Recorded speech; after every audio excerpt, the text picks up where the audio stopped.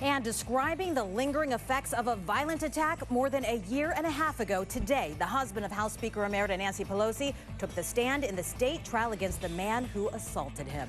Good evening, I'm Amma Dates. And I'm Dan Ashley. Thanks for joining us. While Paul Pelosi's testimony today was similar to the testimony he gave during the federal trial, he did reveal the toll the attack had on him since it happened. Yeah, ABC 7 News reporter Melanie Woodrow was in court, and you have the details for us tonight. Amma and Dan, Pelosi's testimony began about mid-morning. This after Lieutenant Carla Hurley finished her testimony about interviewing DePape at the hospital. At one point, she was holding in her hands the hammer DePape allegedly used on Pelosi, which she called a sledgehammer.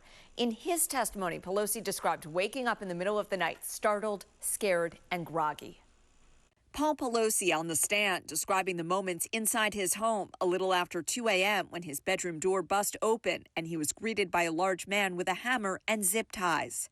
Pelosi says David DePape woke him with the question, "Are you Paul Pelosi?" It's those 4 words that began a middle-of-the-night conversation with DePape looking for Paul's wife, then Speaker of the House Nancy Pelosi, and Paul trying to explain she wasn't there. "I'm going to have to tie you up. We'll wait," Pelosi testified, DePape said, before saying she's second in line for president and we're going to have to take them all out. Pelosi described attempts to get away from DePape, including walking to an elevator just outside his bedroom, which had a phone in it he wanted to use to call 911. DePape followed close behind, he said.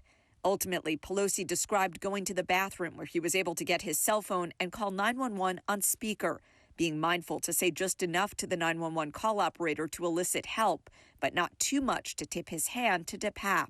He seemed very intent on what he was going to do, testified Pelosi. Pelosi eventually convinced DePape they should go downstairs to get DePape's belongings and that DePape could tie him up down there so they could sleep. "I was trying to negotiate something," testified Pelosi. When police arrived, Pelosi opened the door. Pelosi said when DePape wouldn't drop the hammer, Pelosi put his hand on the hammer and doesn't remember what happened after he was hit. In describing the lingering effects the attack has had on his health, Pelosi said he's had 2 falls since the incident. Also that it's better for his mental health not to talk about what happened. Following Pelosi's testimony, a forensic expert took the stand. Jurors have been intently listening, and with each witness, the judge has given them the option of submitting a question to be asked. The jurors had no additional questions today for Pelosi. Okay. All right. Thank you, Melanie, for that update.